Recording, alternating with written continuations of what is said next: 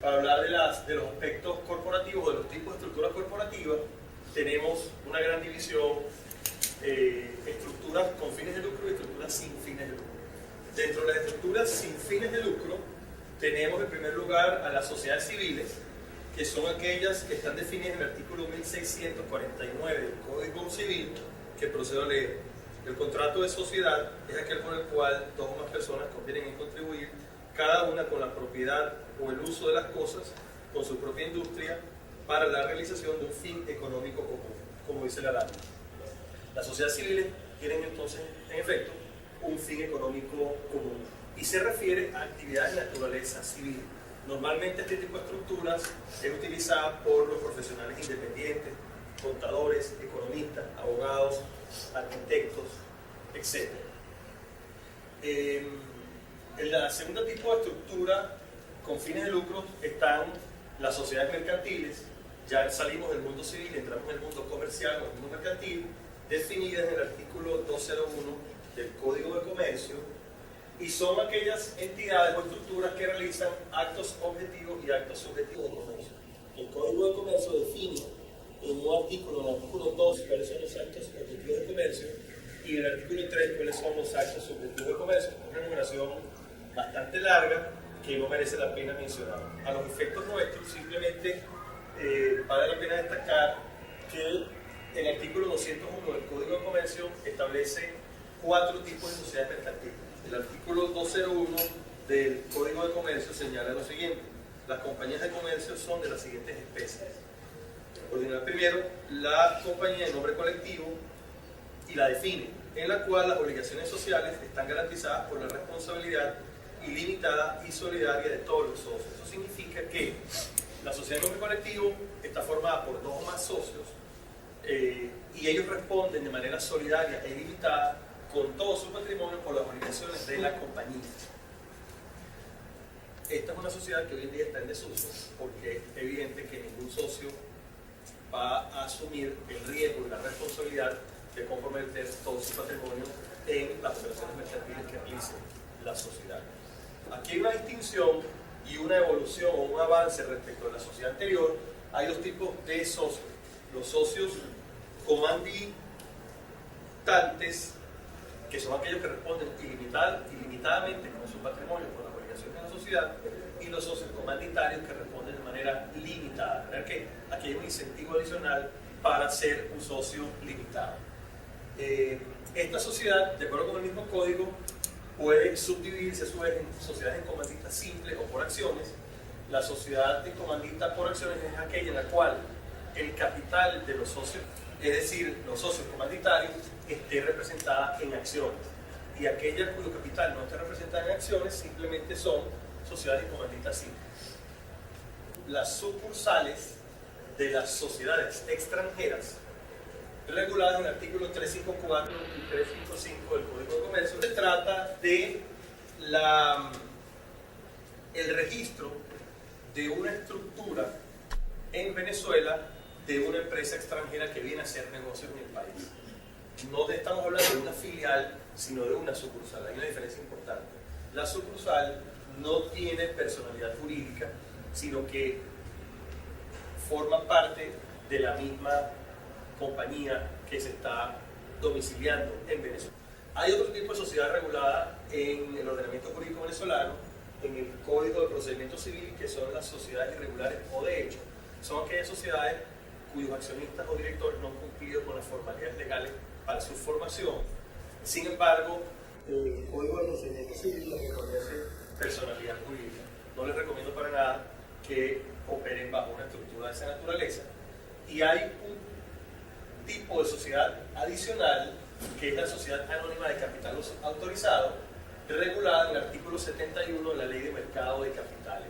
Esta sociedad es una evolución de la sociedad anónima, sigue siendo una sociedad anónima, pero tiene la posibilidad de tener un capital autorizado mayor al capital suscrito y pagado. Y le corresponde a los directores de esta estructura decidir cuándo aumentan el capital al monto autorizado por la Asamblea. En las estructuras sin fines de lucro tenemos a las asociaciones civiles, y a las fundaciones. Las asociaciones civiles son aquellas estructuras que tienen, como indica la lámina, un fin religioso, artístico, educativo, científico, ambiental, tecnológico, cultural, deportivo, etc. Y están definidas en el artículo 19 del Código Civil.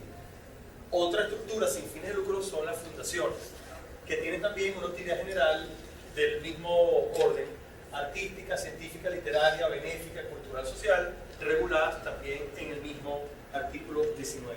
Estas estructuras sin fines de lucro, las estructuras con fines de lucro y la tercera categoría deben cumplir con los mismos requisitos. Se tiene que redactar un estatuto de la fundación, un estatuto de la asociación civil, con los órganos de gobierno, con el patrimonio, el capital, la toma de decisiones, los mecanismos de toma de decisiones de liquidación, si hubiera lugar a ello, libros societarios y libros de contabilidad, y debe inscribirse también en el CENIAT para obtener el RIF, si tienen empleados en el Ministerio del Trabajo, en la Seguridad Social, en INSACEL, Banavi e INSAS. ¿Okay? En la ONA y en el Ministerio de Ciencia y Tecnología no, porque esos aportes que vamos a ver más adelante están enfocados únicamente para grandes empresas que tienen evidentemente ánimo de lucro. Hay una tercera categoría de estructuras corporativas que son las cooperativas y las empresas de producción social. Las cooperativas están definidas y reguladas en el artículo 2 de la Ley Especial de Asociaciones Cooperativas, que son asociaciones de economía social y participativa que tienen como finalidad generar bienestar colectivo y personal y que deben ser gestionadas democráticamente. La diferencia importante entre una cooperativa y una estructura de la que hemos visto anteriormente es que en la cooperativa no hay una distinción entre capital y trabajo. Los miembros de la cooperativa que participan de la actividad de la cooperativa son los mismos que se reparten los beneficios que se producen, que ellos trabajan directamente en la cooperativa para generar los rendimientos y los beneficios que ella produce. Y las empresas de producción social, que están definidas en el artículo 1 del decreto presidencial número 3895 de septiembre de 2005, hablan de empresas de producción social, que son unidades de producción comunitaria para generar bienes y servicios de la comunidad y de su entorno, y hay una referencia a que las misiones o los integrantes de las misiones forman o pueden formar estas empresas de producción social para responder necesidades básicas de la comunidad y el entorno cercano. Lo califico como una tercera categoría porque si bien es cierto que las cooperativas y las empresas de producción social tienen ánimo de lucro, es para el beneficio directo de los miembros que trabajan y que realizan la actividad económica dentro de la estructura para ellos mismos.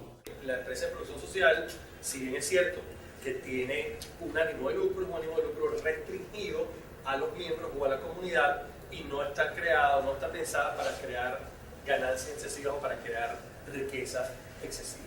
Y la cooperativa tampoco, simplemente para el beneficio de los miembros que conforman la cooperativa. ¿Cómo se constituyen o cómo se forman estas estructuras que hemos hablado? Tanto aquellas que tienen ánimo de lucro como aquellas que no tienen ánimo de lucro.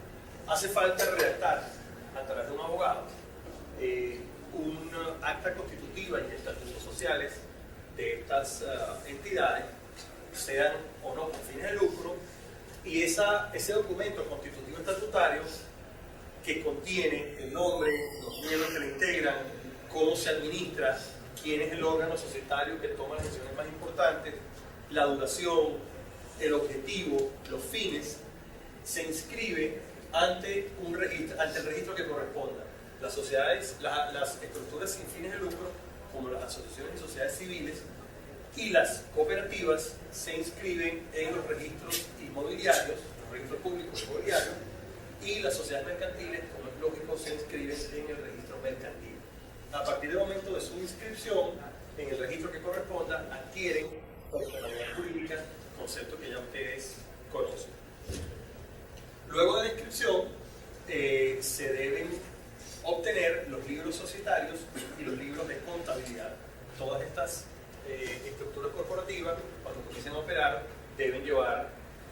una contabilidad, razón por la cual se requiere la existencia de estos libros de contabilidad para aceptar las operaciones que se llevan, los inventarios, los libros mayores, etc. Y los libros societarios, donde se registra quiénes son los miembros de estas estructuras y la transferencia de titularidad o de propiedad sobre las acciones, en el caso de las sociedades mercantiles o de las participaciones en las sociedades civiles, etc.